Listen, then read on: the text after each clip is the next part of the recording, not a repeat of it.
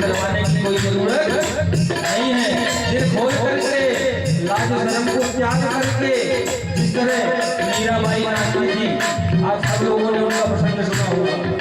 उसी प्रकार से हमको भगवान को दिखाना है। हमारे दिमाग में हमेशा यही होना चाहिए भगवान हमारे कैसे दिखेंगे। इसलिए सब कुछ छोड़ छाड़ के हमको भगवान का कीर्तन करना है। कैसे कि राधे राधे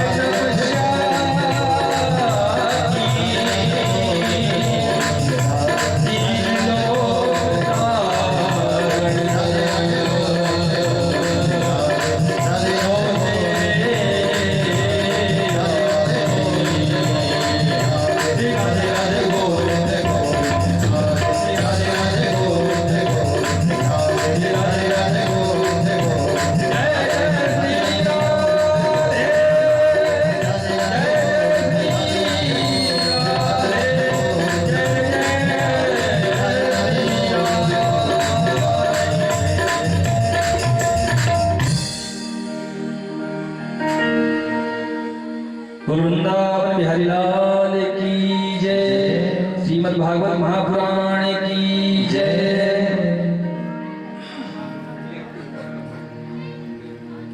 दोपहर में तो आप सब कुछ न कुछ खा कर के ही यहाँ आए होंगे।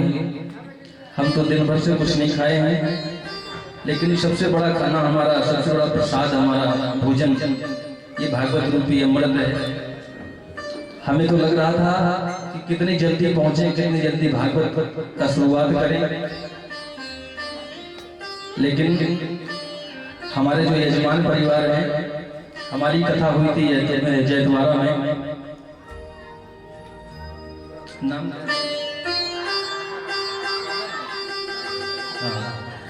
राजा राम जी उन्होंने करवाया था, वो पीछे खड़े हैं।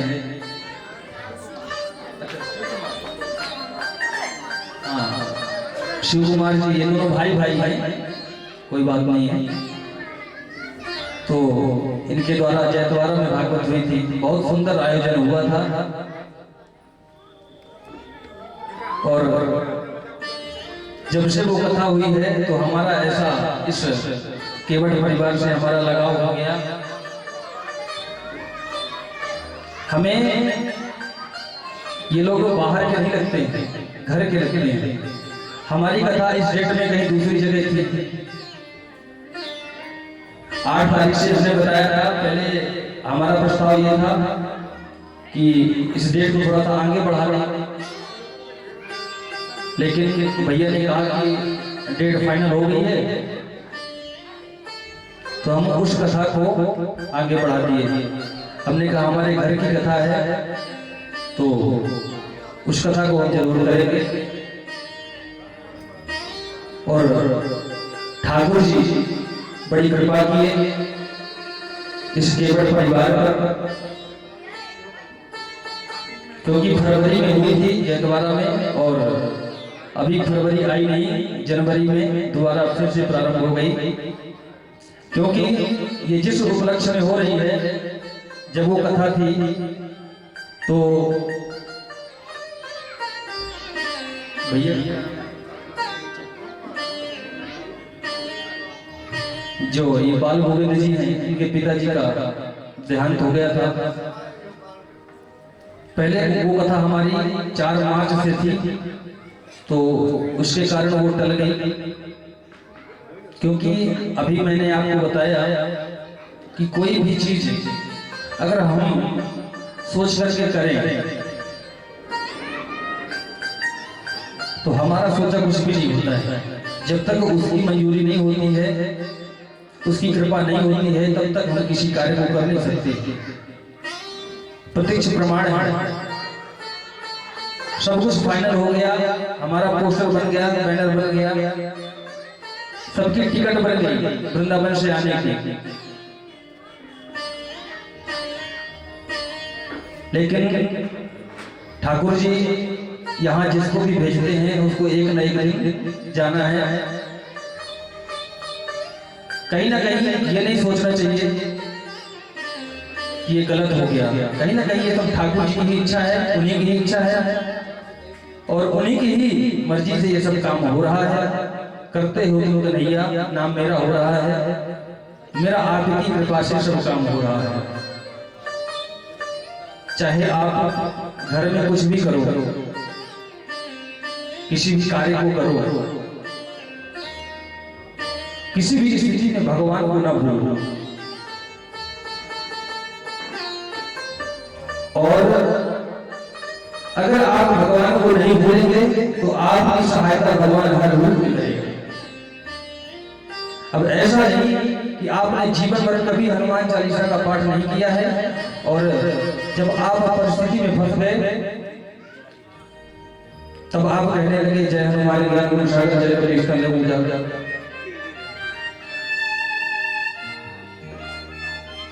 जीवन भर आपने गाली दी है लोगों को, जीवन भर आप दुष्प्रवृत्ति में रहे हैं, तो कैसे आपको भगवान की सहायता करेंगे? नहीं करेंगे। भगवान का नाम किसी चीज का जब अभ्यास किया जाए,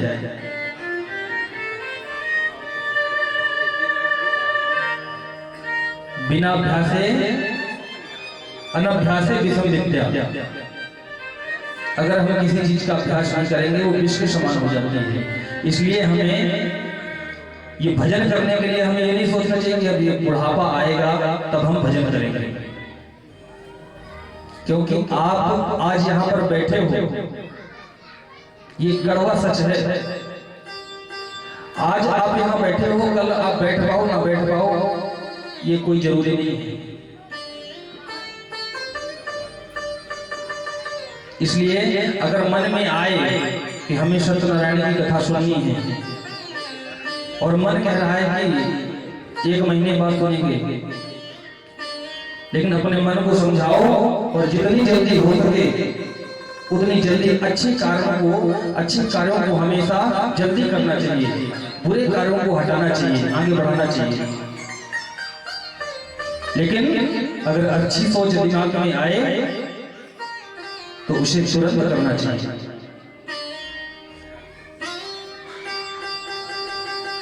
अभी आचार्य जी बड़ा सुंदर श्लोक बोले हैं, भाग्योदयेन बहुजन्म समर्जितेन सत्संगमं च लभते पुरुषो यदा वै अज्ञान हेतुकृत मोह मदान्धकारा नाशं विदाय हि तदोदयते विवेकः। भाग्योदयेन बहुजन्म समर्जितेन, एक जन्मों के नहीं, 2 जन्मों के नहीं, अनेकों जन्मों के जब भाग्य पुंज एकत्रित होते हैं तब हमें ऐसी सुंदर श्रीमद् भागवत रूपी श्रीमद् गीता रूपी राम कथा, शिवपुराण कथा सुनने का अवसर हमें प्राप्त होता है।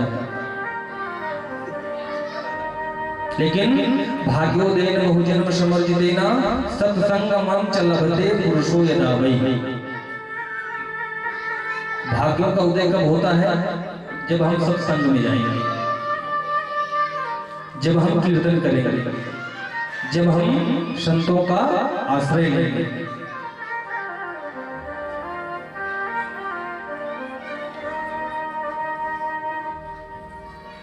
ये नहीं कि कोई अगर संत, एक संत कोई कुकृत कर दिया तो आपने उस चीज को लेकर के बैठ जाना है। नहीं,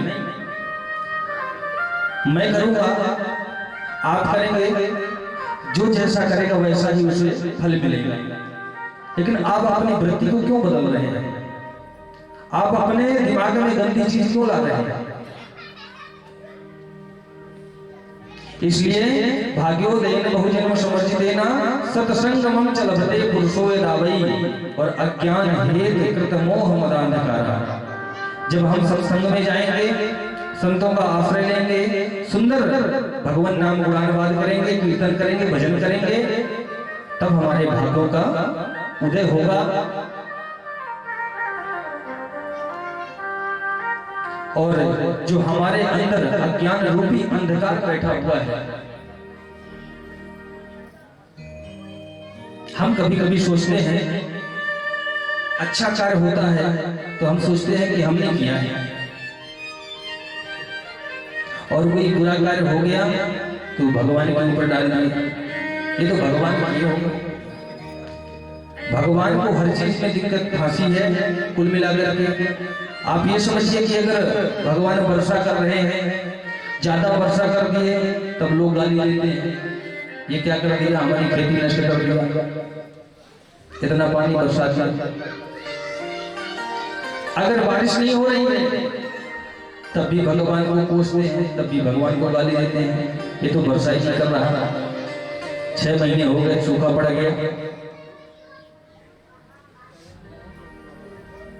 लेकिन आप ये नहीं सोचते हो कि कहीं ना कहीं हम लोगों की जो दुष्प्रवृत्ति है इसके कारण हमें ये सब भोगना पड़ रहा है।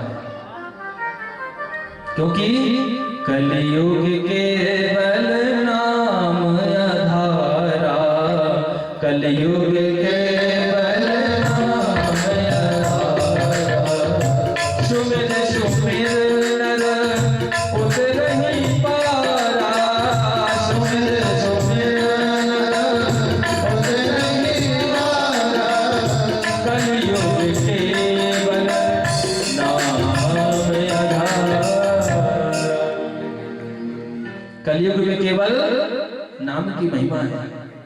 आप भगवान के नाम को लेते रहिए और सब काम करते रहिए, सारे काम आपके यज्ञ बन जाएंगे। आप कोई नया वस्त्र घर में लेकर के आइए तो सबसे पहले कन्हैया जी को भगवान को समर्पित करिए कि हे प्रभु आप इसे पहले स्वीकार करें और इसके बाद में वो जो प्रसादी बन जाती है उस प्रसादी को आप ग्रहण करें। भोजन बनता है तो सबसे पहली रोटी गाय को निकालनी चाहिए, लास्ट की रोटी जो होती है वो कुत्ते को देनी चाहिए। तो आज की माताएं करती हैं वो पहली रोटी वो पति को खिला देती हैं। अब पहली रोटी जब आप गरम गरम पति को खिलाएंगे तो गाय जैसे दिमाग हो जाएगा उनका, और गाय का दिमाग थोड़ा सा मध्यम होता है, लो होता है, तो लो हो जाएगा। और लास्ट की रोटी खिला देंगे तो कुत्ते जैसे भूखेंगे। परिणाम ये होगा कि नौकरी करके आएंगे, कहीं जॉब करके आएंगे और रात में लड़ाई होगी। इसलिए पहली रोटी भगवान गौ माता के लिए और लास्ट की रोटी कुत्ते के लिए देनी चाहिए।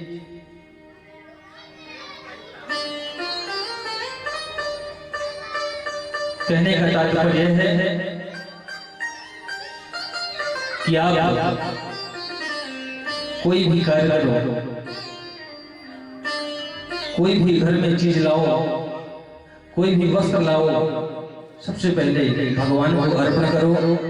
भोजन बनाओ, भोजन बनाते बनाते माताएं भगवान नाम लेती रहे, वो यज्ञ बन जाएगा। आप ये मन में विचार करके रखिए, सब्जी बना रहे हो मन में विचार करके रखिए कि हम ये अपने ठाकुर जी के लिए, अपने भगवान के लिए बना रहे हैं, वो प्रसाद बन जाएगा। और प्रसाद की महिमा तो आप जानते हैं।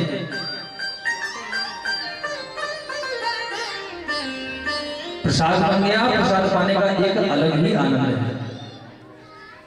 इसलिए आज हम सब सुंदर समय ज्यादा नहीं लेंगे, श्रीमद् भागवत का सबसे पहला श्लोक हम सब पढ़े, सुंदर भाव से स्मरण करेंगे। सच्चिदानंद रूपाय विश्वोत्पत्त्यादि हेतवे तापत्रय विनाशाय श्री कृष्णाय वयं नमः।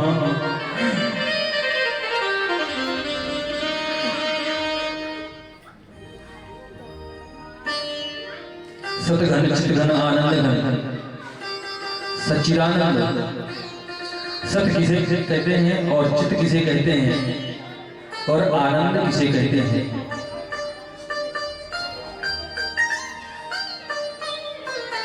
सत्य तो वो है जो अभी भी सत्य है और पीछे भी सत्य था और आगे भी सत्य रहेगा। और चित्त क्या है? चित्त का मतलब क्या है? चित्त का मतलब जब हम पुस्तक पढ़ते हैं तो हमें उजाला करने की जरूरत होती है, बल्ब जलाते हैं, टार्च जलाते हैं, लेकिन जो हमारा परमात्मा है वो स्वयं सूर्य की किरणों के बराबर जो खुद ही प्रकाशवान है, उन्हें कोई प्रकाश की जरूरत नहीं है। इसे कहते हैं चित्त। और आनंद क्या है?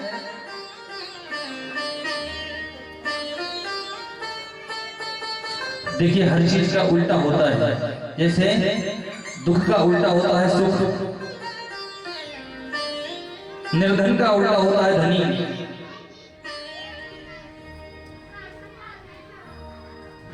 लेकिन आनंद का उल्टा कुछ भी नहीं होता है।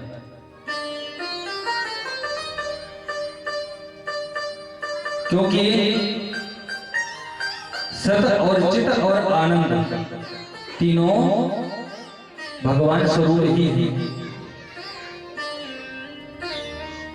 ये कोई वस्तु नहीं है, ये कोई पुस्तक नहीं है।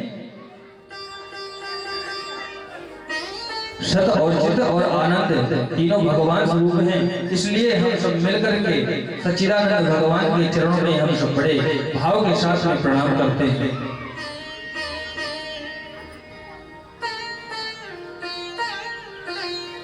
समय कम है, इसलिए हम सूक्ष्म में कुछ कथा लेंगे। एक बार नैमिषारण्य क्षेत्र में 88,000 संत बैठे हुए हैं। ऐसी भूमि है जो सबसे पहले सूत जी ने कथा सुनाई थी सभी 88,000 संतों को। तो आइए हम सब मिलकर के बड़े भाव के साथ में हम सब मन रूप से नैमिषारण्य क्षेत्र में चलते हैं, जहां पर 88,000 संत सभी विराजमान हैं, जिनकी उम्र बहुत लंबी लंबी है। कई युग बदल गए, कई चतुर्युग बदल गए। ऐसे ऐसे संत वहां विराजमान हैं। और उस सभा में पूज्य श्री सूत जी महाराज का आगमन होता है।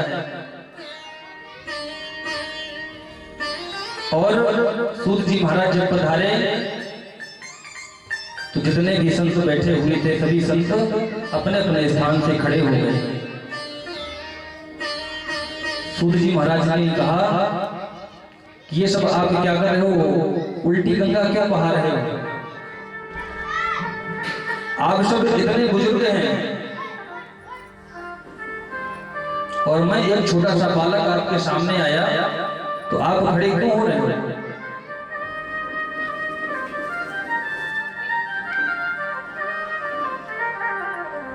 लेकिन संत जन बड़ी सुंदर बात कहते हैं।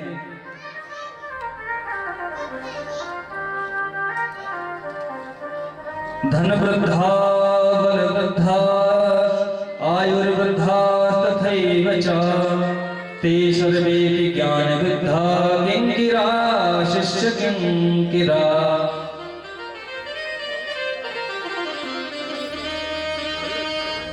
कोई धन में बड़ा होता है, कोई बल में बड़ा होता है, कोई पैसे में बड़ा होता है, लेकिन कदाचित बड़ा तो वही होता है जो भगवान नाम का धन जिसके पास है, वही सबसे बड़ा धन है, वही सबसे बड़ा धनी है।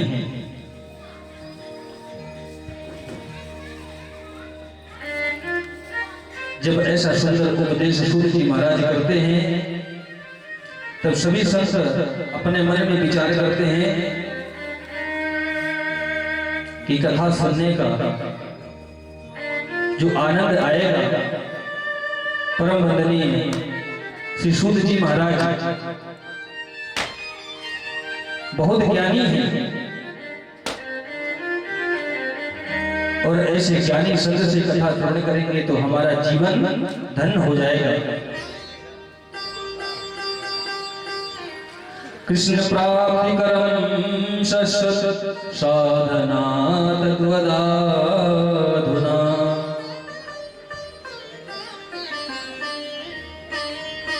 सभी संत महात्मा और जितने भी संत वहां बैठे हुए हैं, सब बड़ा सम्मान कर रहे हैं सूत जी महाराज का। आइए आइए आइए, सभी लोग बड़ा भाव के साथ में पुष्प मालाओं से स्वागत करते हैं, तिलक बंधन करते हैं।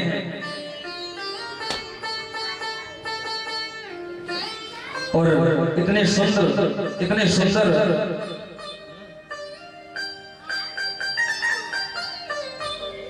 सभी संतों ने सूर्य जी महाराज से प्रश्न किए हैं।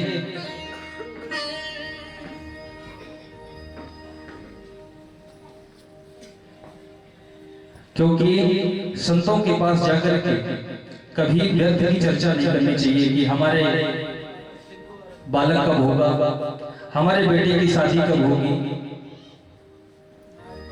हमारा धंधा नहीं चल रहा, हमारा बिजनेस नहीं चल रहा। ऐसी व्यर्थ की बातें बिल्कुल हमें संतों के पास जाकर के नहीं करनी चाहिए।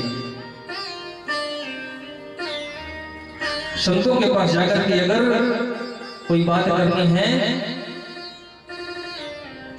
तो परमात्मा की प्राप्ति कैसे होगी, भगवान के चरणों में हमारा मन कैसे लगेगा, परमात्मा के चरणों में हमारी प्रीति कैसे होगी। हमें अगर कुछ पूछना है तो यही पूछना है कि हे प्रभु, हे संत भगवान,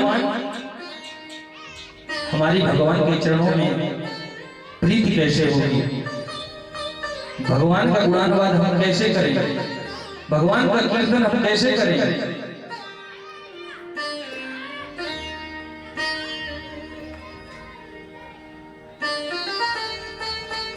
सूर्य जी महाराज कहते हैं, देखिए हम सब काल प्याल मुखाग्रास त्रास निर्णाश हेतवे, काल रूपी काल में हम सब विराजमान हैं, सब बैठे हुए हैं। और एक काल रूपी अजगर मुंह खोल करके बैठा हुआ है और हम सब उस अजगर के मुंह पर में बैठे हुए हैं। जब तक हम जीवित हैं, जब तक वो अपने मुंह को बंद नहीं करता, अपने मुखाग्र को बंद नहीं करता, तब तक हम जीवित हैं।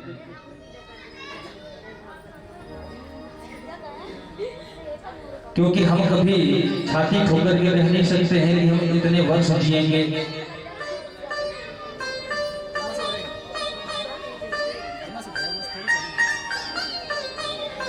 सब चीजें सत्य है, लेकिन अगर आप सोचो कि आप कहो कि हम आज नहीं मरेंगे, हम कल मरेंगे, कल नहीं हम परसों मरेंगे, मरना आपको सत्य है।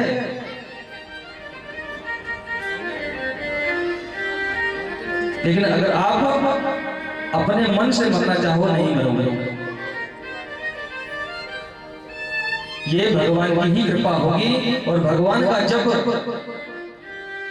को जब आपको बुलाना होगा, और जब तक कि आपकी है तब तक आपका कोई कुछ बिगाड़ नहीं सकता।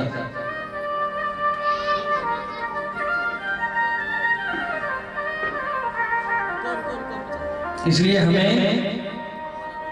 सब कुछ छोड़ करके सुंदर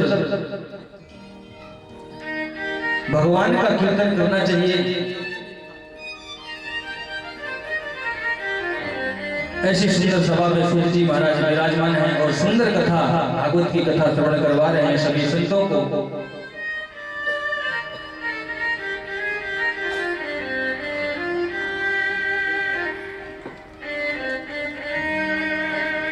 अभक्तांश सांश विज्ञाय नाददौषा कथामृतम् श्रीमद्भागवती वार्ता सुरवणामपि दुर्लभा।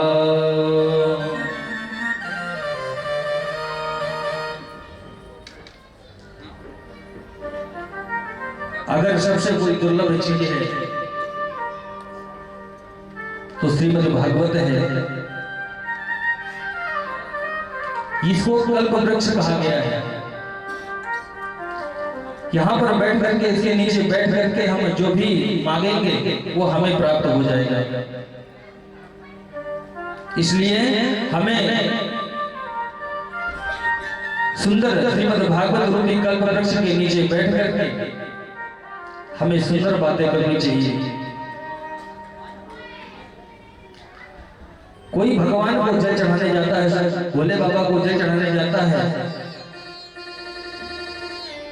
तो अगर एक लोटा जल चढ़ाया तो जल के बदले पता नहीं क्या क्या मांग लेता है।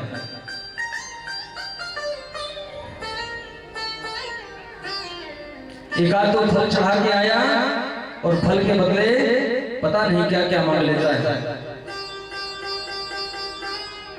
लेकिन कभी ये नहीं कहता कि मुझे भगवान की प्राप्ति कैसे होगी।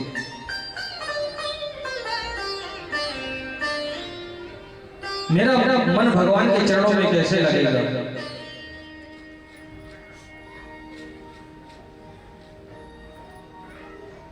एक दिन नारद जी महाराज भ्रमण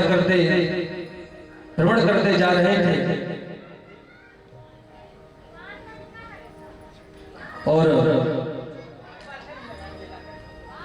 शरद कुमारों के पास पहुंचे। जैसे ही शरद कुमारों के पास पहुंचे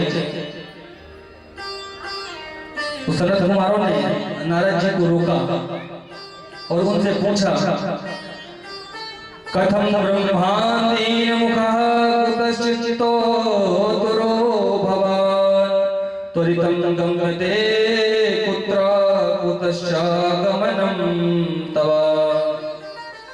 हे नारद जी, हमने सुना था कि नारद जी कभी रोते नहीं है, कभी मलिन नहीं होते हैं, लेकिन आप आज आपके चेहरे में उदास है। आज आपका चेहरा जो है वो मलिन हो रहा है, आप उदास क्यों हो?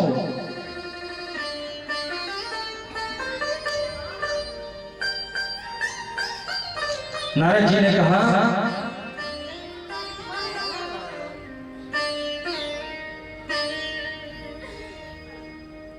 कि मैं क्या करूं,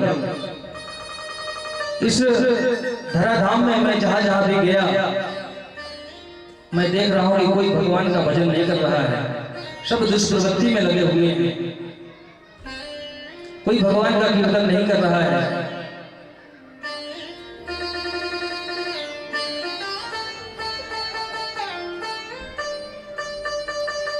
अहम तो पृथ्वीन्यातो ज्ञाता सर्वोत्तमामिते पुष्करं च प्रयागं च काशीं गोदावरीं तथा। मैं पुष्कर गया, प्रयाग गया, काशी गया, लेकिन मुझे शांति नहीं मिली। और एक दिन चलते चलते चलते चलते मैं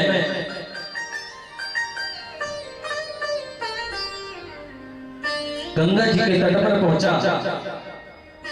वहां मैंने क्या देखा कि एक युवती अपने वृद्ध बालकों को लेकर के पड़ी हुई है, बैठी हुई है।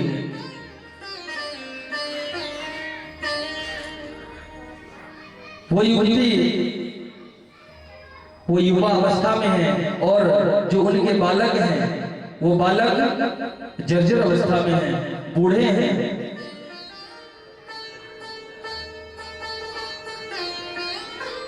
जब ऐसा मैंने दृश्य देखा और मैं चला जा रहा था तो उस माता ने मुझे रोका और उस माता ने कहा, भो भो साधु क्षणं तिष्ठ मच्चिन्तामपि नाशय। रुकिए हे साधु जी, रुकिए रुकिए रुकिए। और संत भगवान रुके, नारद जी रुके, माता जी से पूछ बैठे कि क्या बात है देवी।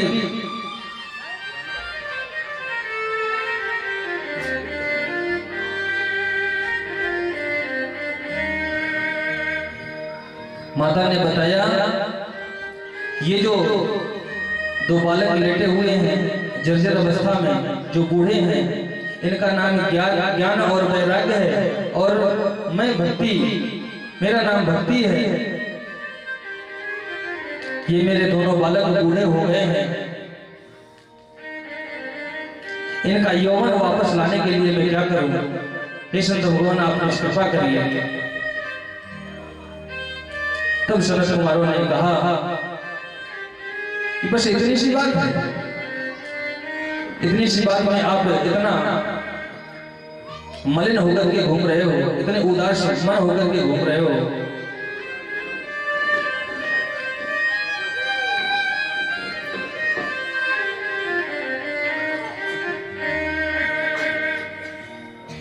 तब सनत कुमारों ने बड़ी सुंदर बात कही है। शतकर्मा सूचको नूनम ज्ञान यज्ञ बुधैः श्रीमद्भागवतालापः सद्गीता सुकादिभिः।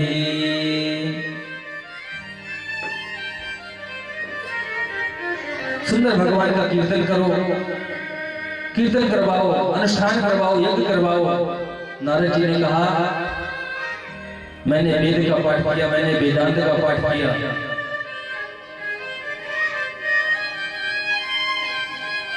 मैं जितने अनुष्ठान होते हैं सब कुछ कर आया, लेकिन मुझे कहीं शांति नहीं मिली।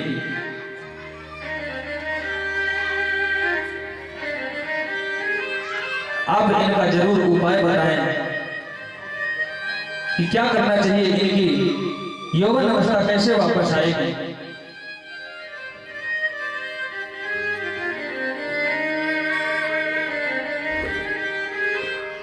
तब सुंदर बात कही है संत कुमारों ने कि सबसे सुंदर उपाय है, सरल तरीका है, श्रीमद् भागवत का आप इन्हें पान करवाएं।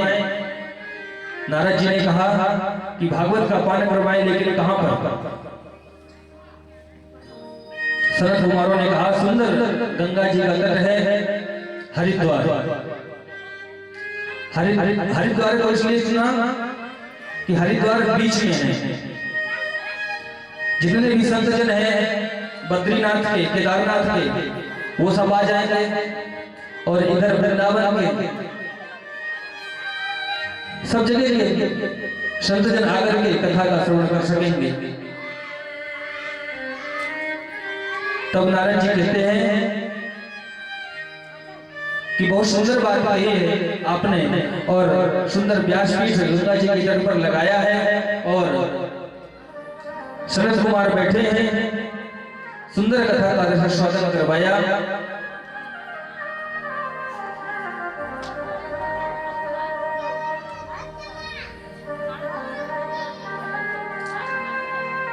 और जब गंगा जी के तट पर श्रीमद् भागवत रूपी ज्ञान गंगा बह रही थी, कथा हो रही थी, तब सभी संतों को पता चला कि हरिद्वार में,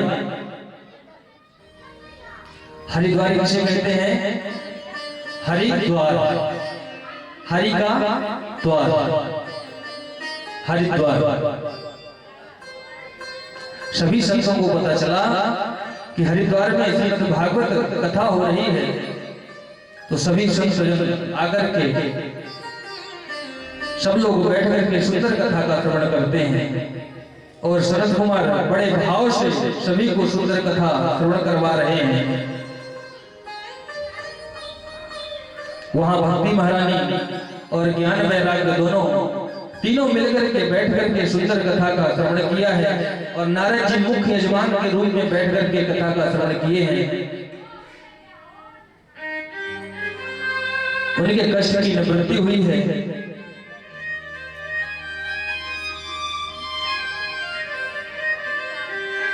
आप लोगों को ज्यादा ठंड तो नहीं लग रही है? कथा और चलाएं कि कल करें?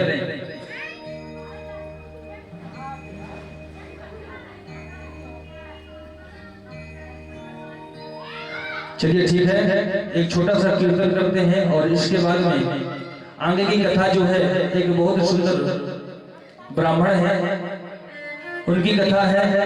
वो कथा आपको, हालांकि महात्मा की कथा आज ही करनी चाहिए, लेकिन कोई बात नहीं, एक प्रसंग है, उसे हम सब कल करेंगे। और आइए एक छोटा सा कीर्तन करते हैं, इसके बाद में कथा को विराम देंगे। और कल का समय जो रहेगा कथा का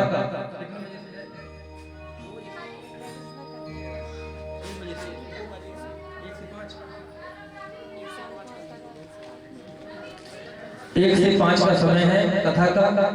तो सब लोग, आज का दिन तो निकल ही गया, 6 दिन और शेष हैं। तो आप सब आइए और सुंदर कथा का श्रवण करिए। आइए सुंदर कीर्तन करते हुए हम सभी आज वाणी को विराम देंगे। और समय से आप लोग कथा सुनने आइए और समय से जाइए, क्योंकि ठंड का समय है। 1 से 5 का ठीक समय रहेगा, आप लोगों को भी दिक्कत नहीं होगी। इसलिए कीर्तन में सब लोग ताली बजाते हुए गाएंगे।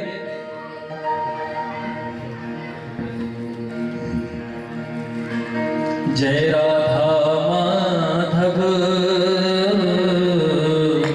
जय कुंज बिहारी, जय राधा माधव जय कुंज बिहारी, जय राधा माधव जय कुंज बिहारी,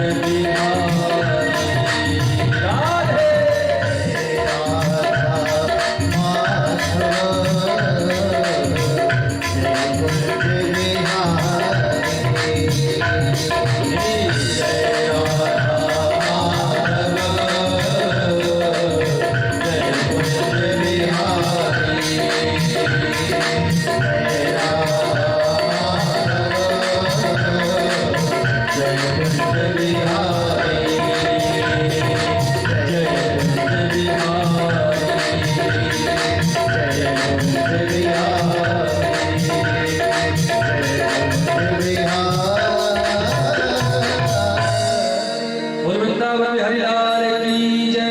श्रीमद् भागवत महापुराण की जय। आइए हम सब मिलकर के शुद्ध आरती करेंगे और कल से खूब समय है अपने पास,